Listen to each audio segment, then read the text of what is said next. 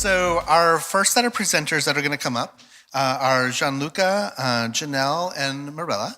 And I think one of the most wonderful things coming up. I think one of the most wonderful things about these conferences is the opportunity to meet new people. I had a chance to meet these folks 2 years ago at this conference, and it's wonderful to reconnect with them again here. So I turn it over to them.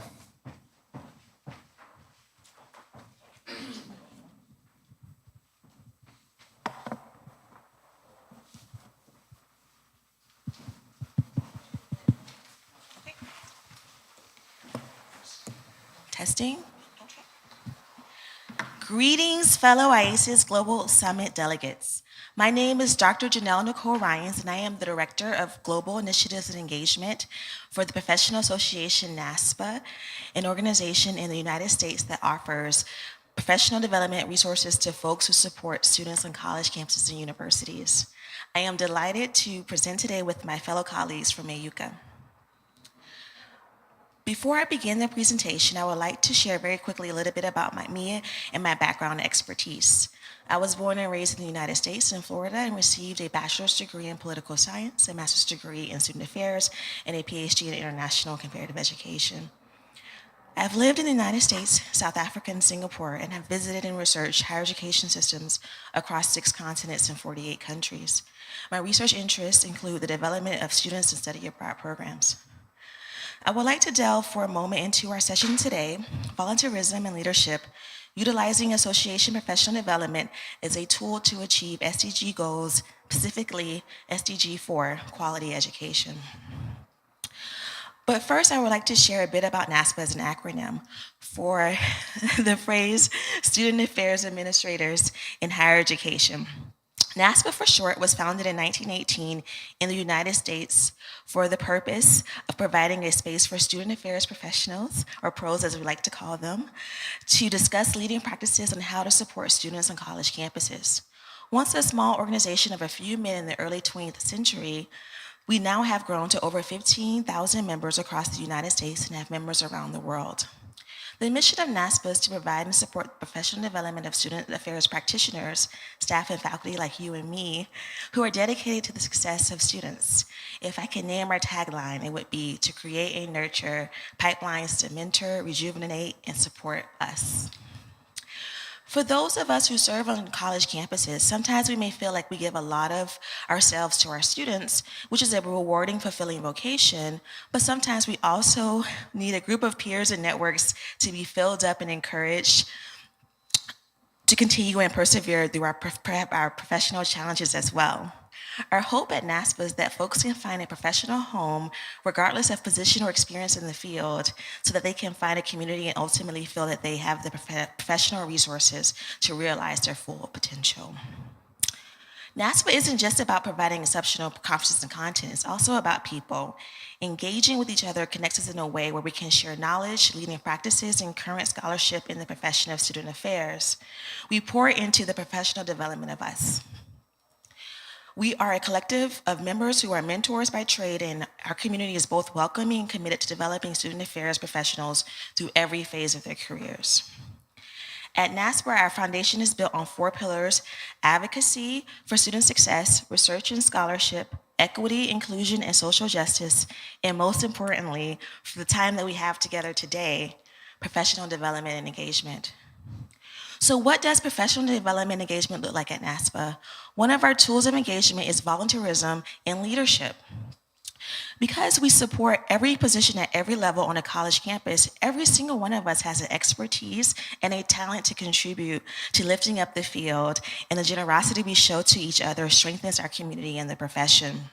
Specifically, reviewing peer proposals and papers for conferences and journals, planning a state, region, area, or national event, participating in online and virtual gatherings, and possibly even mentoring a future leader. Through volunteerism and leadership, the SDG 4 goal of education, there are many ways to get involved and contribute to higher education. And so before I turn it over to my colleague Gianluca from AUCA, I want to briefly share specifically about our tool at NASPA, the Global Division. We have our former Global Division Director, Marella Mazzoli, right here joining us as well. With this tool and resource around volunteerism and leadership, The primary purpose of the global division is to represent the global interests of NASPA members. The division advances global student affairs issues, advocating for intercultural competency and global awareness through the association, and in the field of student affairs around the world, as it advocates for global education and preparing and implementing programs that support student development and professional development worldwide. With the division, our hope is that we can bring together a collective of global affairs professionals who can contribute and share leading practices with each other, and where volunteers and leaders like you and me can, around the globe, find community. Gianluca? My name is Mirella Masalo. I'm the Secretary General of EUCA. It's the European University College Association, coming to you from Brussels, from Belgium. Although we are, I think the next slide, we are in 17 European countries. Or the next one, yeah. We are in 17 European countries, and we represent university colleges, dorms, halls of residence, and universities. And our mission is to organize international activities both for students and for student affairs. So as you might know, in the European higher education, it's very important for all students to have an international experience as part of their studies. And not all of them can go on Erasmus, which is the study exchange program, but all of them should do a 2 or 3 or 1 week international activity. So this is what we do. Our values, going back, is what we do is internationalization, having people going the extra mile, so and being people-centered and empowering. And I think that is all, no? Yes. So in terms of our focus areas, when we organize activities for students, normally it's around the topic of active citizenship, not only European citizenship, but also global citizenship, employability. In Europe, in many countries, there is an increasing problem in youth employment. So all the activities that universities and other actors can do to support employability is very much promoted. So we organize career coaching services, study visits in companies, so bringing the world of work closer to a very what is perceived a theoretical framework. And for student affairs, we have been trying to build a culture of student affairs through annual conferences, but we will speak about this later.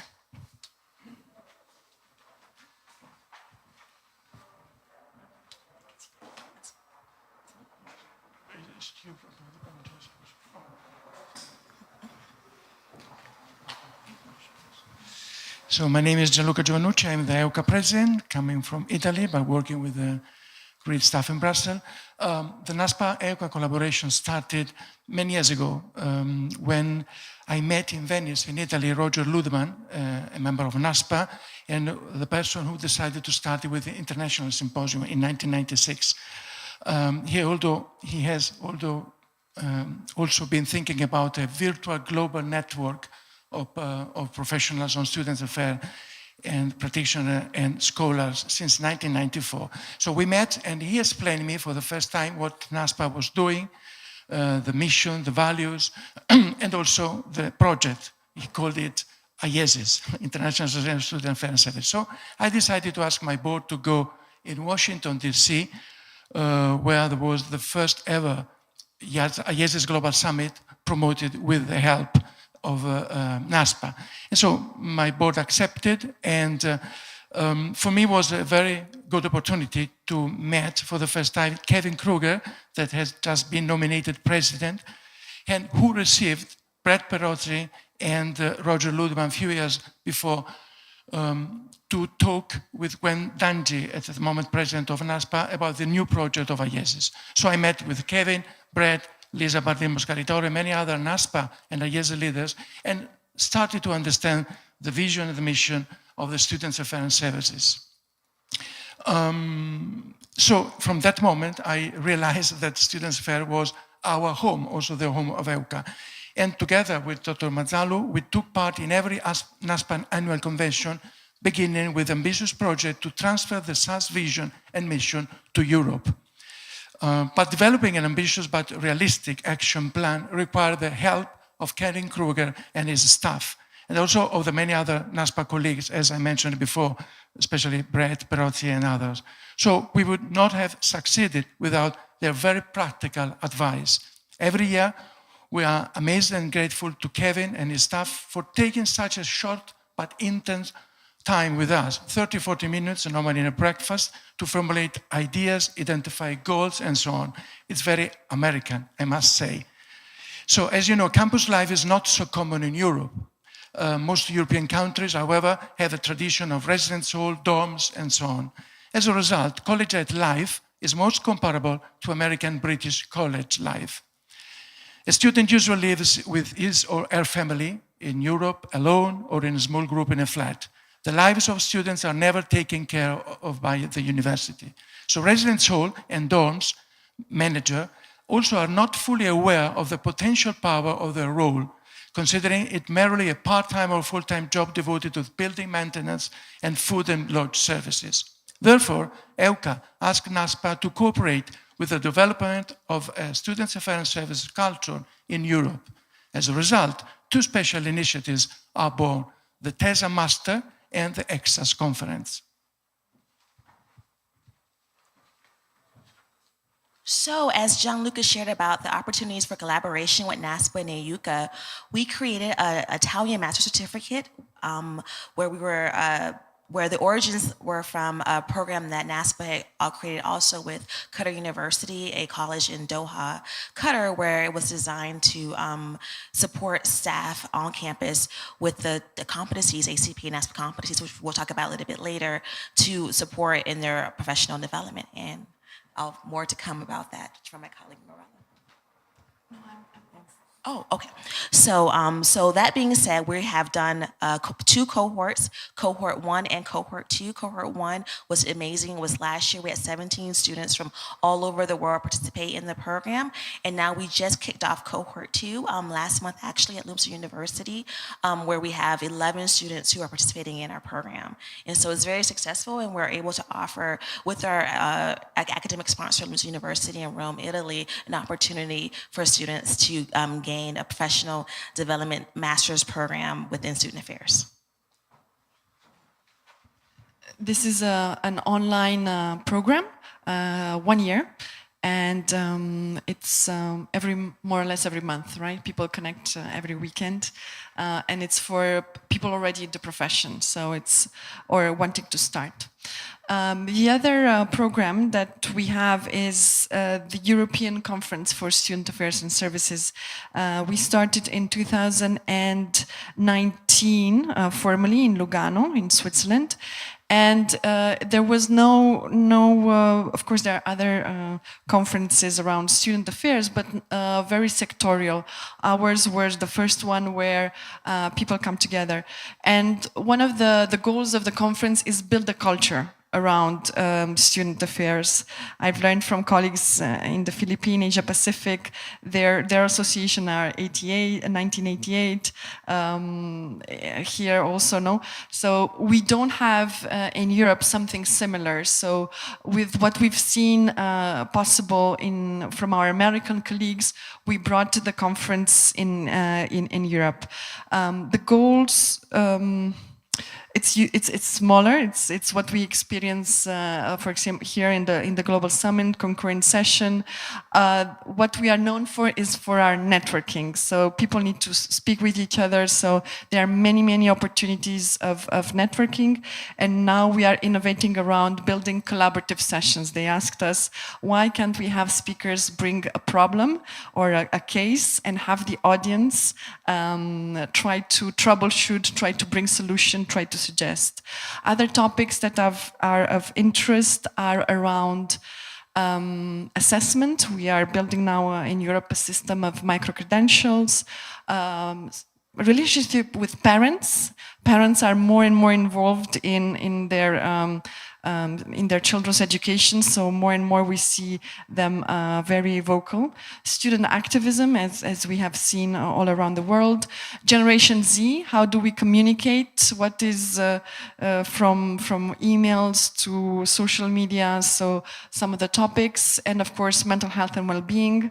It's something, but also issues about skills development, employment, as I mentioned, and a lot on staff development. So we don't have a program for higher education for people entering the profession. We have built one. So how do we keep staff development? The audience is Europeans, most of them, but also we receive people from other regions. In the past, we have people from the Middle East, Asia, also some of them, and of course some American and Canadian colleagues. So very much European, so a strong European flavor, but open to other regions. Exactly. So our next meeting is in Malta. The conference is always in November. This year is going to be later on, 2022 of November. The University of the Future, empowering student affairs professionals to foster student flourishment.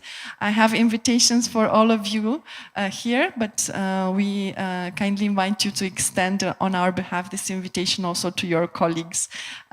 So call for programs. So what we have been experiencing here in the Global Summit is exactly the same. Kevin, thank you for your patience.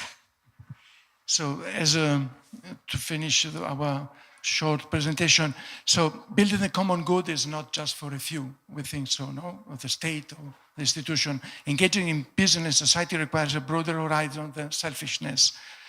So to achieve this goal, EUCA and NASPA, as we see, have developed a unique panel of educational programs in the European panorama for students and students' affairs professionals.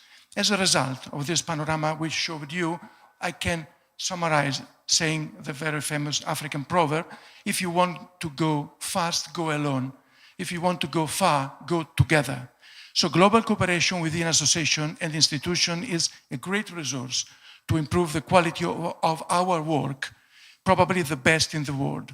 More than ever, since we learned today that is a bunny era, so brittle, anxious, non-linear, and incomprehensible, our youth need our guidance, and we need to be more prepared. We are better together. Thank you.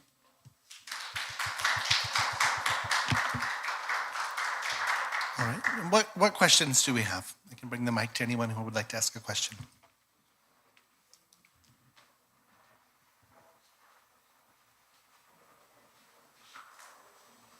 None? Okay, beautiful. One more round of applause. Great. And our next speaker is Dr. Michael Hudischel, and I'll allow him to introduce himself.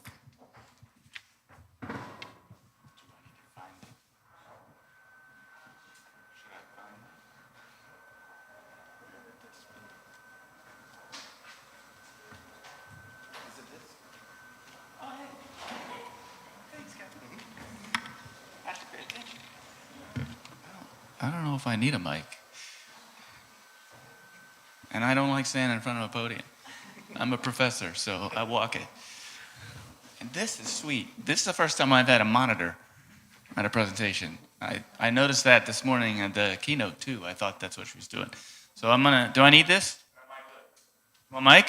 Yeah? Okay. All right. Cool. So, welcome. Thanks. This is a huge crowd. By the way, Janelle, I was at NASPA in Seattle presenting. In their annual conference, the NASPA was in Seattle. I presented different topic, sort of, academic advising, but different population. So NASPA is a huge organization in the US and very supportive of what we do for students in higher ed. And so appreciate that. Anyway, so shout out to NASPA. Anyway, welcome. This presentation, did everyone go to the keynote this morning? So now I feel my presentation stinks compared to her and all the AI. I was like, do we even need anything? Let's just turn it over to AI and get it over with, right? But so I kind of wish I was presenting yesterday, but it's okay. Academic advising is important. So a little about me. I teach in a It's an educational leadership program, but it is essentially for people who want to enter the field to work in student affairs and higher ed, or they already are and they want to further their career advancing with a degree. So it's a master's degree level. I also teach in our doctoral program on the side for students who also work in higher ed. Before this, I worked for 20 some years in student affairs, different capacities, all the stuff that keeps us up at night. I don't miss not being on call. I don't miss having residence halls underneath me. I don't miss kicking students out of school. I worked in Nebraska when Colorado passed legalization of marijuana, and we were a border state. So try to explain to students that the law doesn't move with them to another state. Okay, anyway, so I came to Florida. I'm in Florida right now, Florida Gulf Coast University. It's on the Gulf side. We are not safe from hurricanes either. I came as the assistant dean in a college of education, but I had dual rank as professor, so I was teaching. And then a few years in, I decided I was tired of all of this, and now I teach full time. So I will say that's a great thing if any of you want to do it. I love the lifestyle and I love teaching, so this is good. So one of the things I've done for years and why I have some research on it is academic advising. And I think probably many of you were involved in that in some capacity. That was one of my first roles when I entered higher ed and student affairs. I was advising kind of on the side. And this spotlight thing is terrible. So I've kind of pursued this passion over the years. And as I started to do more research, academic advising kind of always came up in what I was doing. So fast forward to 2020, everyone's favorite year for shutdowns and pandemics. We shut down just like most of the world as a university. However, as you can imagine, you still had to serve students. One of the things we looked at was academic advising. How does that transition to an online experience, which it did 100% for a while. And so my colleague and I, his name is Dr. Charles Wong, he is an educational technologist. So his background is studying technology and the use of education. So we had worked together previously on some other things, and I came to him and I said, hey, Charles, what can we do? He said, let's look at it from a technological perspective. And so that's what we did. And here we are. So I'm advancing this, maybe. Yes. So we came up with this idea. Again, after this morning, I feel like this is not as cool. But at the time, and AI wasn't out in 2020. Like it was buried somewhere, but it was ready. But at the time, we came up with this idea of remote academic advising because that's what we were doing. That's what all institutions in the US primarily were doing and around the world was remotely assisting students with things like academic advising, right? Because you can't stop the service to students, especially things like advising, because that impacts progression, retention, graduation, et cetera, which we in the US, and I'm sure a lot of you, get dinged on, meaning we get negative marks for if we do not graduate our students in a timely manner. Yay. And it's attached to funding in Florida because it's such a progressive state. Anyway, that's a joke if you didn't know, if you're not from the US. All right. So this was the idea that we came up with about serving students synchronously. Now, for many years, advising was done at times, virtually if we call it, but it was more asynchronous, meaning it was not in any sort of real time. You might be emailing, there was some chat maybe, but it was certainly not done in a synchronous environment. COVID accelerated that entirely. So essentially, when COVID hit, and like probably many of your institutions, we were unprepared, but we accelerated up to the point where we should have been when COVID came and and acquired the tools essentially and the idea is to be able to help students synchronously, like advising, with the technology, the equipment, the internet, et cetera, et cetera. So that's where we are. So in August of 2020, Charles and I launched our first survey to study how students essentially experience remote academic advising. I'll say RAA, but remote academic advising, from three perspectives. their knowledge, their experience, and their perceptions about it, because we really didn't know. And if in the literature, there's nothing about it at that time. There's still not much. But the literature was really about, how do you email students? What about students who are commuting? There were online programs, certainly a lot, but even those were not engaging with students the same way, in a more active manner. So we launched a survey with our own undergraduate students in August of 2020, as well as the advising community at our institution, which is, it's not a huge group, but it's 50 to 60, depending on when they're hiring people. And our institution is divided by colleges or schools, as many are. And so those advisors we had a hybrid model of some decentralization in each college or school, but then also a university advising unit which oversees all of that work. And so we looked at surveying both, and papers in my hand, and kind of looking at what we would think might come from students and their knowledge about remote academic advising, their experiences with it, and even their perceptions. So that was our first survey for both groups. There's a couple highlights. You'll see at the end, there's some articles you can get to. That's a lot easier than putting on this, and I don't have a lot of time, so I don't want to take up a lot of that. But there's some highlights, I think, and nothing earth-shattering, I would say, for us, other than some of the populations within the survey experience remote academic advising a little differently.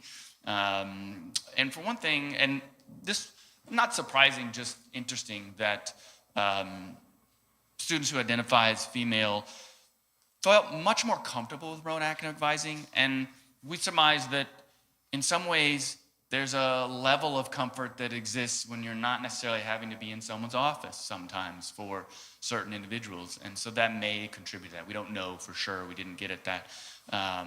And older students also felt more comfortable, which, not surprising. We're not a large commuter school. We have a fairly significant residential population on our campus. We tend to skew younger students as well, but the older students we have definitely were more comfortable with it. So also advisors, we looked at advisors, not a fantastic response rate if you're looking at your statistics, but it was important in that the means aligned in several areas. Again, you can refer to the articles at the end if you want. And then we interviewed advisors. So we thought, actually, I will say with the student survey, we tried to interview students. It was very challenging during that time. We just didn't get a lot of participation. We did a few focus groups, really not significant for the data, so we relied on the survey. But the advisors we did interview, that was easier.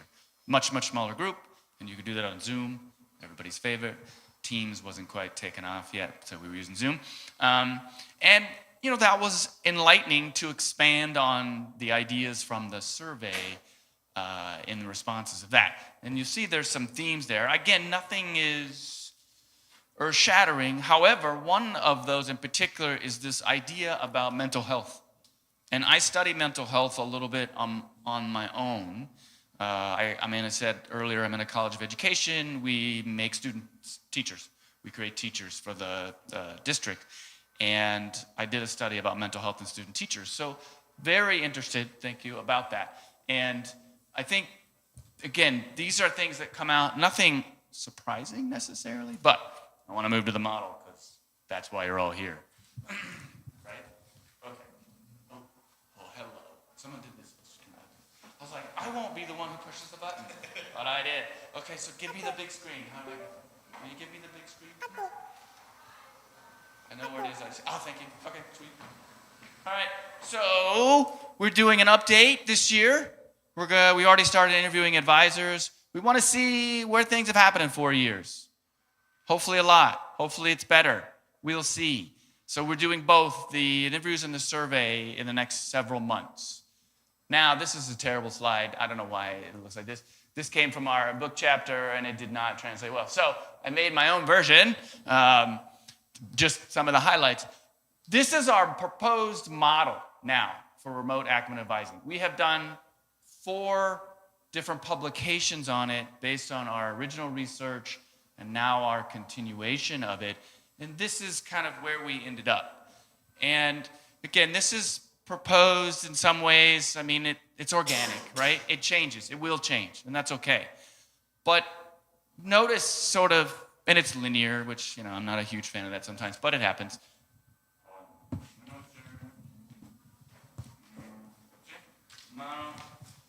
One thing's important is the foundation of remote academic advising. That's important. That comes from many things. You'll see the bottom pieces, and I don't know how that arrow got messed up. I noticed that the other day.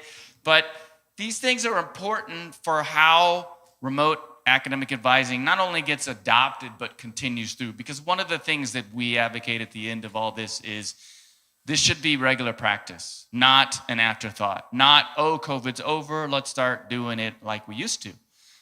There's nothing wrong with advising in person because that's the way we started, and a lot of students and advisors still prefer that. But that has challenges that we've seen, and it doesn't always work for everything, and there are reasons why. So your foundation must be set. Your culture is important. One thing we learned from our initial research is technology is not something we should assume our students and advisors have access to and know how to use. We learned that initially that a lot of the students in the survey couldn't even access the internet, which is sad in 2020 and later. But you know, one of the things we look to is we hope that that's gotten better. So anyway, back to the model. It's sort of, you know, it's a phase model, right? Nothing fancy in that, but you can see that the different aspects lead to sort of this idea of remote academic advising becoming part of the norm, part of the practice, part of what happens in advising. And advising academically in the US higher ed system is a fairly big deal. I know in other parts of the world it's not as developed, or it's still done in levels and ways that are a little bit different. And so sometimes this seems like, what's such a big emphasis on it? Well, for us, because the profession has been professionalized years ago, it is now its own entity in higher education, and it's an important one for student success. And because, as I mentioned earlier, we are all under significant pressure for graduation, retention, attrition, et cetera, advising, as we know from the research, is even more important in keeping students engaged and retained and graduated. So here's your model. That arrow is really bothering me, but here's your model. And it speaks to nothing, I think, unusual from advising practice, but how that this must be supported by an institution, and you must have different aspects there, like a positive culture. And that's something we saw at the beginning in 2020. The culture around remote academic advising was not there because it was new. Now, updated, we've started some interviews with advisors, et cetera. We're seeing an emphasis on it because we see an emphasis on remote work. So it kind of connects to the ability to be working remotely, all right? I know I get questions at the end, so I'm not gonna ask. All right. So here's the future. Impact. It's all about impact, right? Student satisfaction, success, retention, graduation. I've mentioned these throughout. This is where we'll head at some point through our research. We'll see what happens over the next several months with this. And was that it? Oh, hey. Yeah. So this does not work the way it's supposed to. I wanted to go back. Oh, there we go. All right, I'm going to go forward, forward, forward. I'm done, Kevin. So, yeah. That's me. That's my partner, Dr. Wong. And that's our university. Go Eagles. And that's our publications. So you're welcome to read up on any of that. It's exciting. Great. Let's give a hand to Dr. Hurichel. Questions? It's hard in 15 minutes. It is hard to do. Yeah, I left out a whole bunch. Well, that's great because there's time for questions. So Yeah. what questions do folks have? I think I see. Oh, hello. Hi, thanks. That's really interesting. Look at him. Hi. Hello. We're just sitting on a train here. Yeah. This is just my ignorance, so forgive me on this one. But in terms of the people that are doing it, is that just their full-time job, or The advisors? Yeah. Yes, it is. The academic advising was professionalized years ago in the United States as its own career and part of higher ed. We have an association called NACADA. They're like the NASPA for advising, if you will, although not quite as big. And so, yes, it's a standalone profession in higher education. That's really interesting. But can you, I mean, I guess it's quite different across Yes. the globe, which you'll know, I'm So sure. I've heard, yeah. Do you think the model would work in a part-time capacity where people are doing it elsewhere? I think it could because it has to, right? Because in my opinion, if you haven't professionalized the service of advising, then you need things like this to actually assist. Because what happens, like, and this is how we used to do advising in the U.S. higher ed years ago, was it was an additional responsibility of faculty or other staff who were already overburdened with whatever they were doing, right? And so that's a lot of what helped push the profession to become its own standalone. But I think then, sorry, my thing's gone.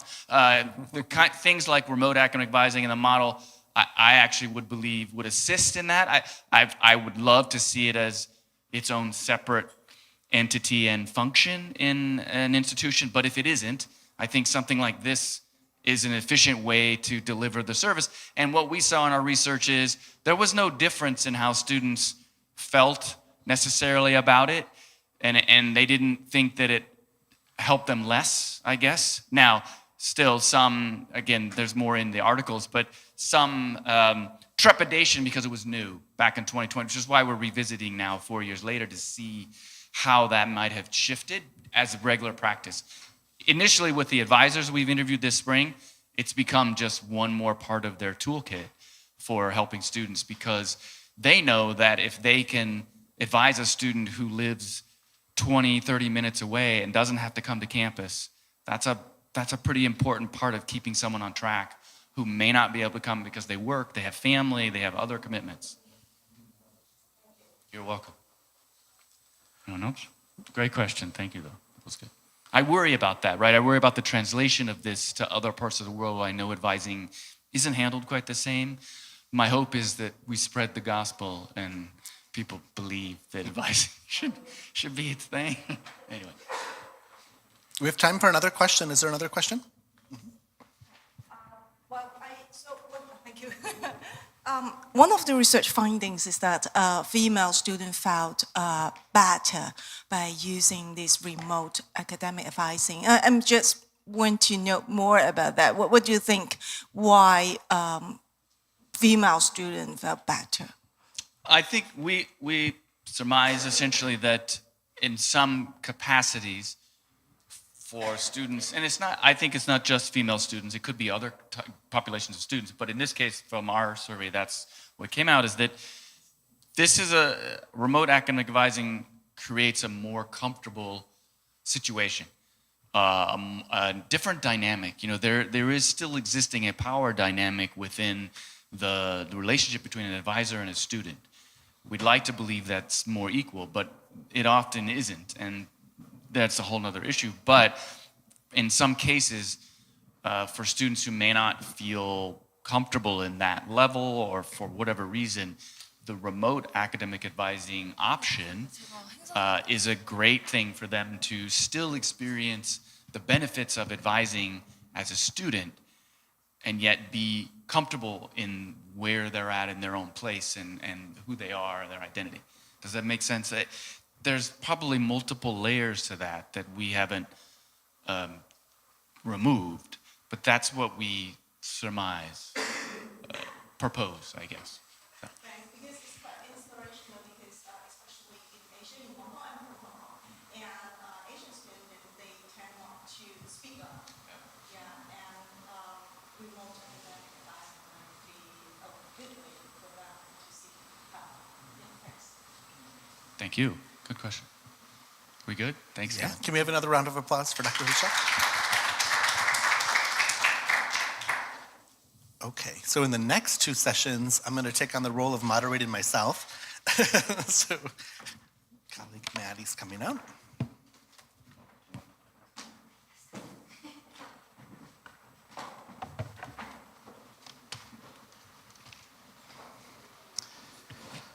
Okay, This I'll work? give you the 5-minute notice when it's time. Okay. So I'll start with a quick introduction. So I'm Dr. Kevin Stensberg. I use he, him pronouns, and I work at the George Washington University as an assistant vice provost overseeing student support and residential engagement. And I'm here with my colleague, Maddie. Good afternoon, everyone. Mabuhay to my new Filipino friends. It's very nice to see you. And also, it's a very much honor to also present in front of anyone who's not from the United States, and this is also an honor to get to do this. But my name is Maddie Ochoco. I tell my United States friends my last name rhymes with Hat Coco. I use she, her pronouns. And I'm the assistant director. I work at George Washington University. Also, I had a lot of coffee today, so if I'm shaky, I'm very sorry. But basically, I'm the assistant director for student behavior and residential student leadership, and I work closely with Kevin through our residence and campus living department. Okay, let's see if this works. Oh, there we are. So obviously, this is our contact information, but we're gonna keep going. So this is George Washington University. So I want you to get a little bit familiar with GW before we talk about it. So. The biggest thing about GW is we are located at the nation's capital. We're in DC. You can obviously tell that our moniker, or obviously our mascot, is George Washington, the president. There is a little bit of controversy there, obviously. If you know our famous actress, her name is Kerry Washington. If you have watched ABC, Scandal, Grey's Anatomy, Kerry Washington has played some roles in that. Something also, too, we have fraternity and sorority life. And then we also have our own metro stop, which is also our train station within DC. Some other things about DC and also George Washington. So we have 26,000 students, including 10,000 undergraduate students and 14,000 graduate students in professional studies, and then 800 non-degree students. Students come from all across 50 states, including Guam, Puerto Rico, the Virgin Islands, and then also 136 countries across the world. You can also tell over on the left, your right-hand side, they graduate on the National Mall, which is very interesting. And also Joe Biden, our current president of the United States, he is our neighbor, since we are only 2 blocks from the White House. So today we're going to talk a little bit about the cultural trends and also our new staffing model that we implemented here in our residence department. So first we're going to talk about the U.S. and cultural trends that have happened, at least in the United States, from 2018 to today. Also, we're going to talk about how GW identified those trends. And then we wanted to identify a need for change with that. And then finally, we're going to talk about the student and residential experience within this professional staffing model. And then also Kevin will talk about the impacts and future considerations that we are still remodeling our new program and how we will implement that in the future. So we're going to talk about US cultural and career trends. So this graph is taking a look at the different generations that are in the workforce. So the main things that we would point out here are that the largest groups of folks who are working in the US workforce are Generation X and millennials, and that those people are primarily in mid-level roles and moving their way up to higher level roles. We also see the purple line here is the decline of the baby boomer generation, so lots of those folks retiring and leaving the fields. And then lastly, this orange line shows the increase of Gen Z. And the important thing here is, mostly Gen Z, of course, are our students, our traditional age college students. They're also making up a significant part of the entry-level workforce and starting to take on mid-level positions. But what we really want to focus on is the fact that they are about to overtake baby boomers in the workplace in terms of number.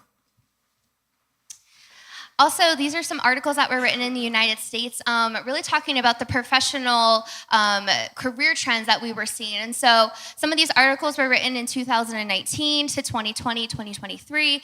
But as you can see here, and you can read, so there is an article that higher ed is a scam of a career, and readers speak out about the dead end of these jobs. And so retention rates within the university setting and working professionally, we have seen a lot of people transition out of higher ed and go into different other employments, such as nursing or social work, sometimes engineering. And so we have been almost kind of losing or decreasing our population of people who are actually working for universities.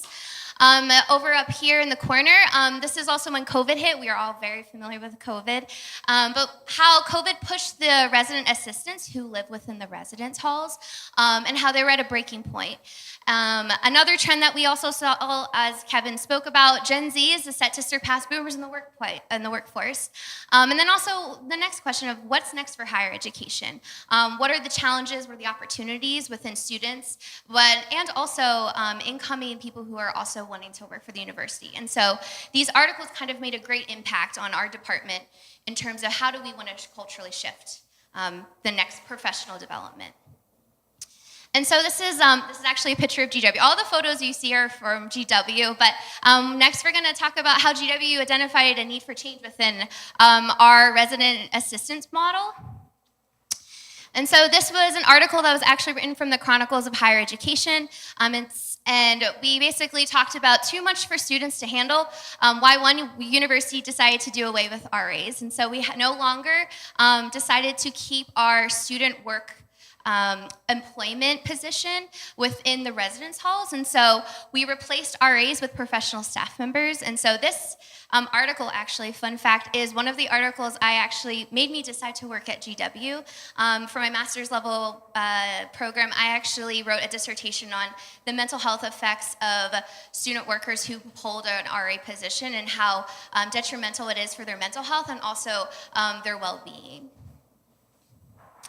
This is also a financial analysis, so we also identified, well, how much is it costing us? And so here we talk about the current profession trends, and so this number here, 3.4 million in US dollars, this is how much money we were spending within keeping the model that we had in prior before we switched the model. And then this was our proposed model in the middle, and then in the yellow down there is roughly kind of how much money we would be saving. This also, the analysis, this also includes staff compensation and housing revenue from the relevant professional and student staff roles. And as I said before, so we proposed a new idea. So instead of having traditional RA position, we wanted to create 28 full-time professional staff members who hold either bachelor's or master's degree, graduate, yeah. And then also 200 student staff positions. We'll get a little bit in the student staff because student workers are also very much the drive of our department. But also other considerations, as I said before, we really, really wanted to make sure we identified the takeaway of on-call experience for student workers, especially handling Title IX incidents, which is our sexual assault, sexual harassment within the United States, and then also our mental health support that students were dealing with their peers. And so we introduced a new professional staffing model, and we called them community coordinators. And so GW actually wrote an article about my own department, which is a very big honor because our campus is very large. But basically, we had an article written for us, and it says GW to transform services and care for residential students. And here, over here to the left, is some of my fellow colleagues, and also this is my very first program that I actually put on. I was a community coordinator when I first started at GW, and so that was some of my esteemed colleagues that actually still work with me today. And so we changed our model, and so what does that mean for our students? How did that impact our students? And so we'll talk about this experience, how our model really impacted the student experience and also the residential experience. So obviously we look for our new community coordinator role. I won't read all of this, but basically, as you can see, there were 3 types of functional areas we wanted to upkeep within the role. And so the first one was community management, student well-being, and then the on-call support. So community coordinators, they would serve on a duty rotation, just kind of like an RA, but they would handle all incidents, leading from lockouts to suicide ideations, maybe depression, and also mental health concerns. And then also too, we wanted community coordinators, the real true purpose of this role was we wanted them to be able to dedicate more time and apply their own expertise for student-facing issues, because we wanted to make sure the residential students still had the impacts of support within the residence halls and not just inside the classroom. Another change we actually did, so this is actually a map of DC a little bit, but this is kind of what our campus looks like. We broke up into neighborhoods. And so with our new model with community coordinators, we decided to have 5 different new neighborhoods. And within these new neighborhoods, the GW students could get a more residential experience through identities, unique cultures, and also traditions. So some of our neighborhoods have high like upperclassmen neighborhoods versus first-year students, and so we wanted to make sure we created some type of identity and home for our students as well through this model. I won't read all of this, but from guardians and parents that might ask us when they come and prospective students look at our university, they sometimes ask us, well, where are your resident advisors or resident assistants? And so we talk about community coordinators, and so we use this model to kind of show off how parents can kind of conceptualize how we don't have RAs anymore, but we have full-time professional staff. And also, as I said before, I said I would go back to it, so our student staff model. So instead of doing away completely with our student staff model, we wanted to make sure that we still had our student-facing roles. And so we took the RA position, we broke it into 9 roles, and then 6 of them are student-facing. And so these are the 6 facing student positions. As you can see, it kind of is similar to an RA, where we have programming assistants who do within programs within the residence halls, operations, which is our front desk staff, and then so forth. Something a little bit interesting that we tweaked was we have peer mediators here. They do handle low-level conflicts, and how we define low-level conflicts is really truly the day-to-day practices of students who may, in the interest of like conflicts within their roommates, maybe conflicts of trying to find their academic advisor. And so we wanted to have some type of peer-to-peer connection because we still wanted to make sure that students could still lean on each other for support.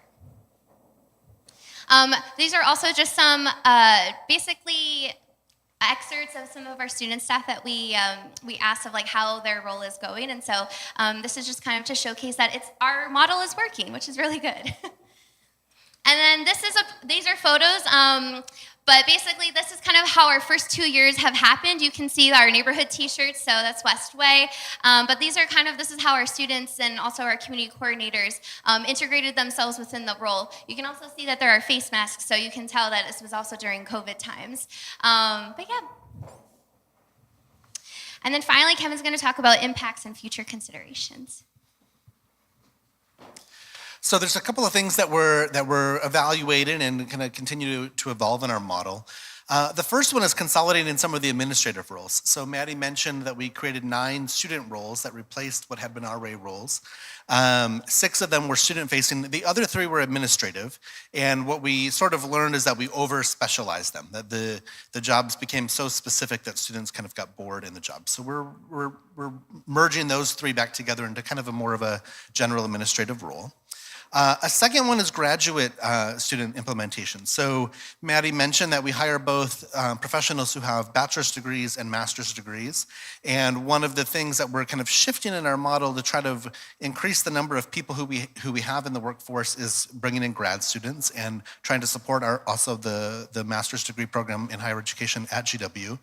And so we're working on creating a pipeline there that's going to allow us both to have kind of an incoming talent pipeline and also to differentiate some of the community coordinator roles. So there will be opportunities for someone who's, say, in a second or third year in a community coordinator role to move up to a higher level of supervision.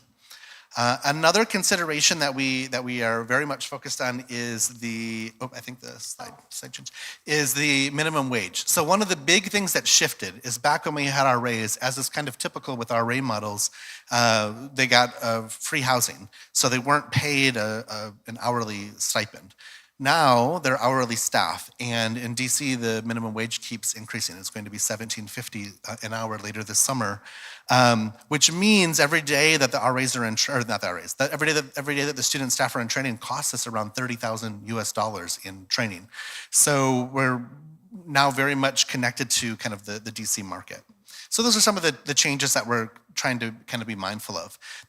This slide here just kind of talks about some of the changes that we made. So as Maddie mentioned, the first year before we started this model, we had 8 professional staff and 114 RAs.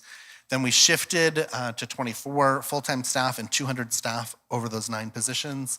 And now we're kind of tweaking. We're still slowly increasing the professional number and also bringing in graduate students. And that concludes our presentation. I guess questions, does anybody have any questions for us? Oh, I think she's got a mic, yeah. Thanks. I'm really glad that you touched on the money piece as well. I think that's important. Knowing what you know now and having done both, do you think this is the right way to go? Certainly, the university I'm in is at that point where we're looking at the professionalisation of it, and so I'm interested to, if you had your time again, would you do it again? Or do you think you've lost anything by way of the kind of volunteering aspects that used to sort of sit alongside it? I'll say my opinion. I think it's a step in the right direction. I think one of the things that I hear a lot when I go to Res Life related conferences is ever since COVID, there's been all this conversation about a need for change. And COVID was 4 years ago, and we struggle to find anybody else who has tried something new or different. Lots of people are talking about the need for it, but not trying. So I think we've had some struggles, and I think we've talked about some of those struggles, but I think the move was right. I definitely think that having our student staff no longer doing some of the really challenging, kind of traumatizing work is the right move. I think where we're gonna need to continue to evolve our model is in the professional end of it. One of the things that we track is as we're hiring folks in much greater numbers, we're hiring people with lots of different backgrounds, and so our onboarding and training hasn't fully caught up to that. And I think one of the things that we'll see in the field is a specialization of some of these roles. So I could foresee, for example, in the future, what is right now a community coordinator role becoming maybe 3 roles, where there's like people who work a night shift and do emergency response, and then maybe some like case managers or social workers, and then maybe some educators. So I think there's still gonna be evolution, but my feeling is that it's been working quite well. I think also to talk in a perspective. So when I started, I was an entry-level employee, and so I think also trying to figure out what do I want to do next? Because in the United States, the higher ed, the profession, it's not greatly popular, and so when you do enter the profession, it's a very small world. And so when you go to NASPA or when you go to different conferences, you meet other people, but relatively, it is a very small kind of profession. And so I think for me, knowing that the reason why I decided to attend and work at UW is really in terms of the mental health crisis that the United States has. In my graduate assistantship, there was a lot of high mental health with suicide loss, and also to the depression and kind of just concerns surrounding that. And so with this new model, actually, we didn't show the data, but the data does show that our mental health has gone increasingly down, not just with our students on campus, but with also our student workers. Given the fact that our student workers, they were going through a lot heavy, really deeply heavy things. And so in US culture, we wanted to make sure students stayed, they could work for the university, but still continue to focus on their studies. Because the whole reason why a student is attending a university is to study and get a degree and get experience. And so we wanted to make sure that that was still our focus. Yeah, focus, sorry, excuse me. We have time for one more question, if there's another question.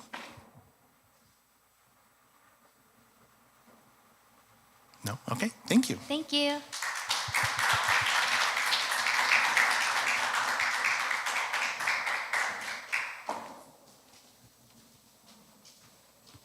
Okay, and our last presentation for this section is going to be myself and Janelle coming back up for a second presentation.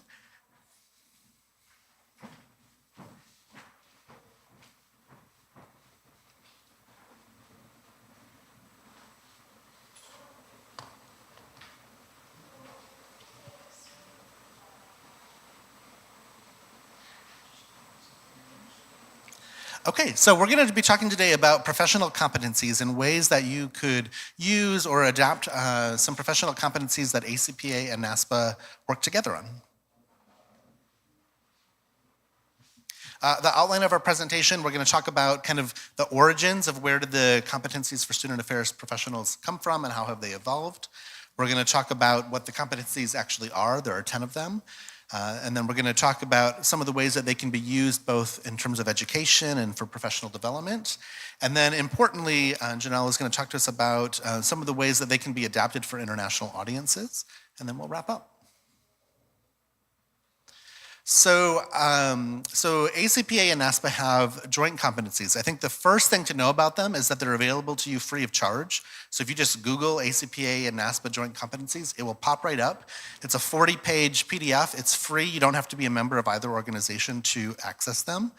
And basically, the idea of the competencies is that they sort of set out the basic framework of what a person should be capable of at different levels doing work for the non-specialized parts of the jobs. So separately, CAS, the Council for Advancement of Standards in Higher Education, has different sets of them for specialization. So if you want to know, for example, what someone in Res Life ought to be able to do, that's a separate document.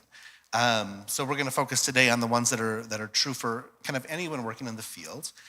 Their origin started back in 2009. So in 2009, folks from ACPA, NASPA, and CAS got together and they reviewed about 12.5 kind of foundational documents to their fields and pulled together what was originally a set of 10 competencies, and then they vetted them through different parts of the organization, including some of the international parts of the organizations, and published them in 2010.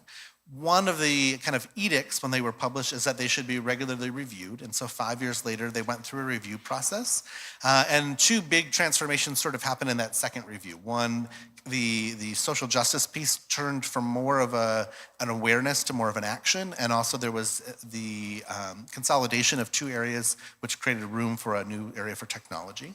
And they're about to go through their next set of revisions. So there are already some folks who are beginning to work on this, and so a new set will be coming out next year.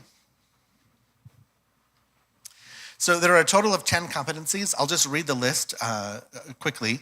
They're personal and ethical foundations, values, philosophy, and history, assessment, evaluation, and research, law, policy, and governance, organizational and human resources, leadership, social justice and inclusion, student learning and development, technology, and advising and supporting. And then within each of those 10 competency areas, there's 3 levels, so foundational, intermediary, and advanced. And later in our presentation, we'll give kind of a sample of what that progression across those 3 looks like. And then I think my last slide is an important thing to know about those is that they're intersectional. So for example, you could maybe imagine a situation where knowing about student development theory and assessment and advising might all happen together if you're putting together a program and you're wanting to assess it and it's related to advisement. So this diagram can be kind of helpful to kind of see the overlap of them. Okay.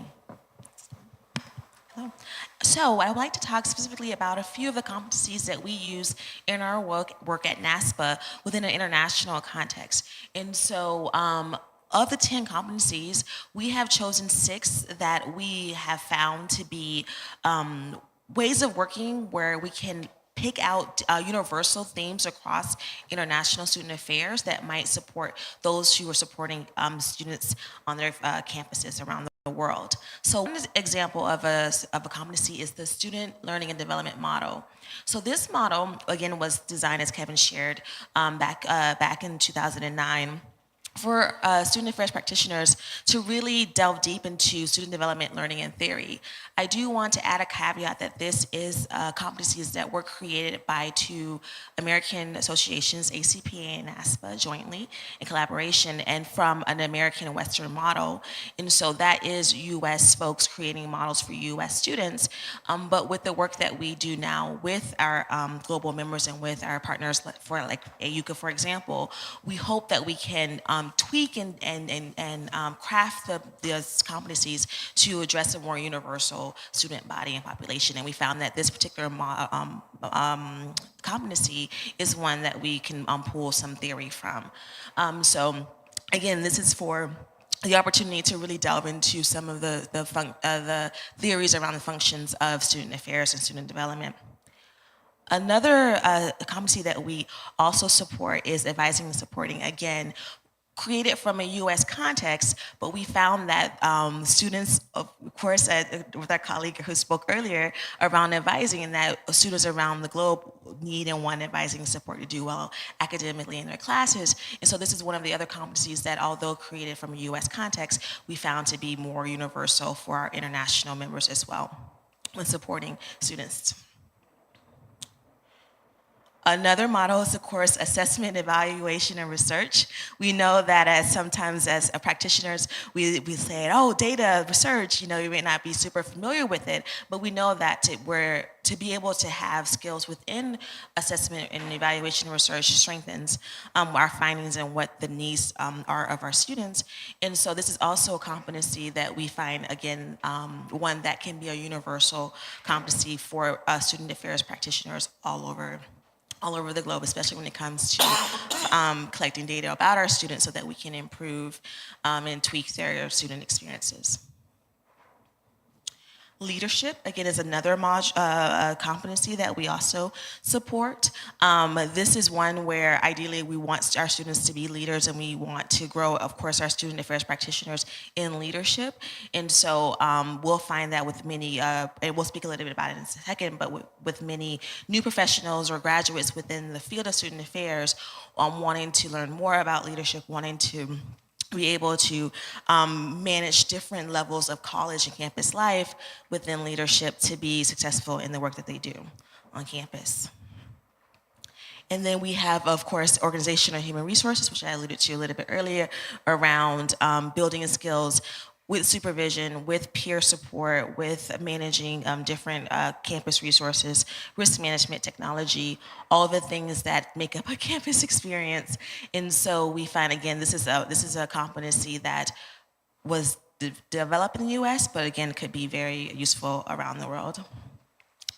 And last but not least, again, thank you for sharing. This is a newer competency within ACPA and NASPA competencies, which is tech, digital education. We now know, again, earlier hearing our keynote speaker earlier around artificial intelligence and where the world is going within utilizing and this resource, we find that this is also a competency that we want to also strengthen and that we could also be universal for ACPA, from ACPA and NASPA's competencies as well. So we had shared earlier that there's, the overall 10 competencies, and then there's the 6 that are especially relevant in these international contexts, and that each of them has 3 different levels. So we wanted to give an example of what that looks like. The total document is about 40 pages long. So for each of the competencies, there's about 2 pages that sort of puts together a rubric of what they look like. But as one example, under assessment, evaluation, and research, one of the foundational expectations of student affairs professionals would be that a person who is assigned to collect data about some kind of project or initiative would be able to do that they would be able to take an existing tool and administer it and do that in an ethical way. An intermediary sort of level would be that same person would be able to know enough about foundational theories of student development that they could create learning outcomes for a program and then develop the assessment tool for it. So that's kind of like the next progression.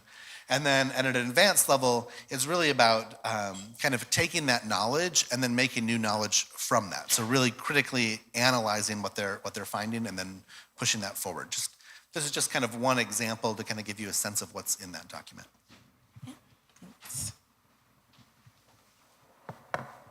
And so specifically, I know I alluded to it a bit earlier when we were talking about volunteerism and leadership with our collaboration with AUCA. NASPA and AUCA has created programs for our international members around the competencies. Our pilot program was in Qatar University in Doha, Qatar in 2019, where faculty and staff had wanted to have a more formal in-training service training session for their staff around student affairs. They have a robust campus, and they have folks who are in student services roles who are excelling and doing an amazing job in these roles, but they don't have what we would call a Western's designed graduate program for student affairs and services. So there was a request for us to create a program where they could get a foundation around theory and around the history and best practices around student affairs.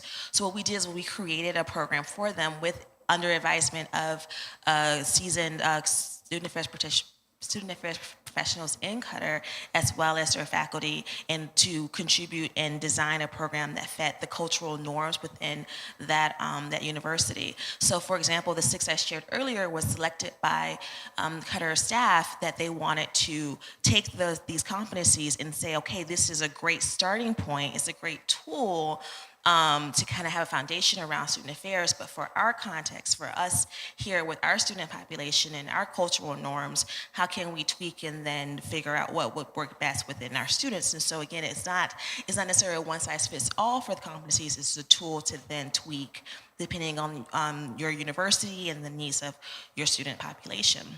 So that program was very, very successful, as I shared earlier.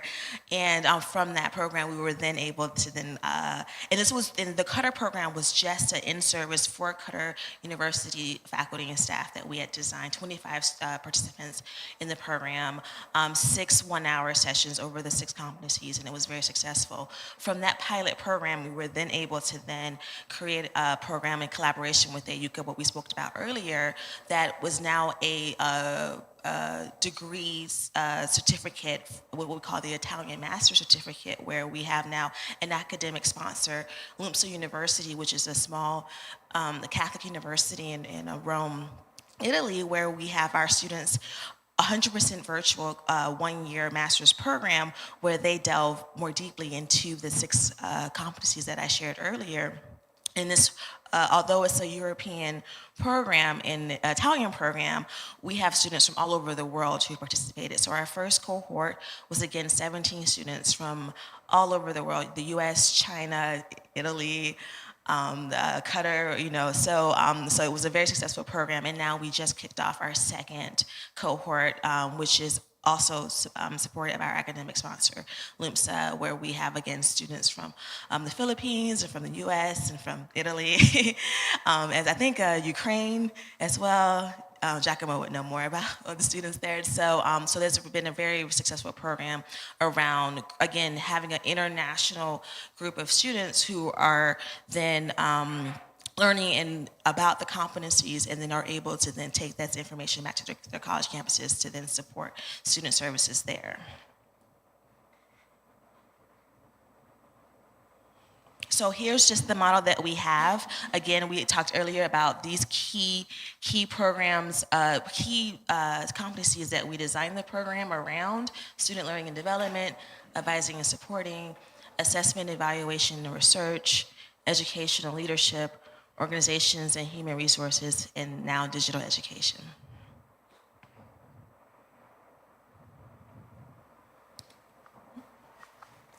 Sure, we'll talk a little bit about some of the ways that these can be utilized. So for a lot of folks who have graduate preparation programs on their campuses, these are often used as part of the curriculum. It can be easily used there. And it can also be used as a way to bring in new professionals. So one of the things that Maddie's familiar with at our campus is we're really taking a look at who are we hiring and where are they at within each of these. So this year was the first year that we used these competencies as an evaluation tool as we were selecting incoming community coordinators. So that over the summer, as we redesign our onboarding materials, we can then kind of look at how we're creating opportunities for growth between those areas. And then there's other things that it can be used for as well. So for example, you could adapt these to use with student staffing models, or with other initiatives that you might have.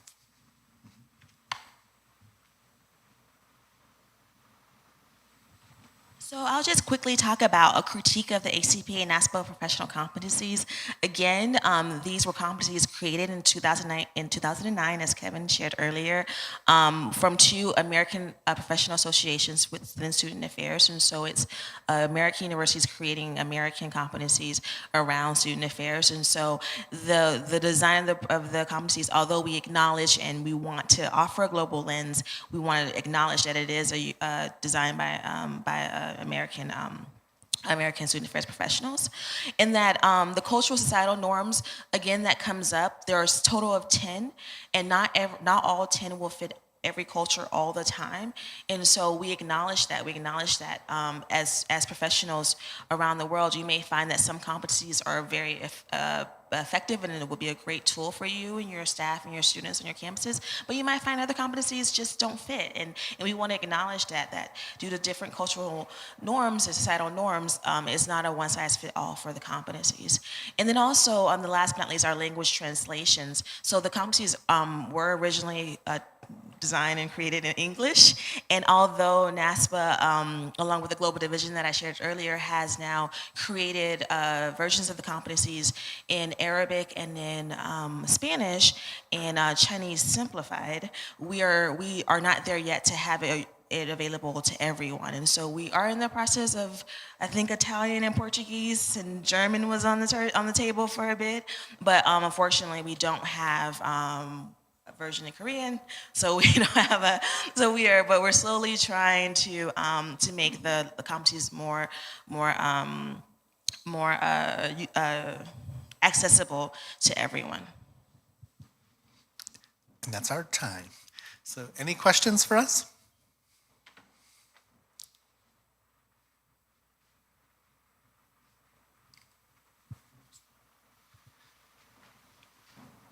No?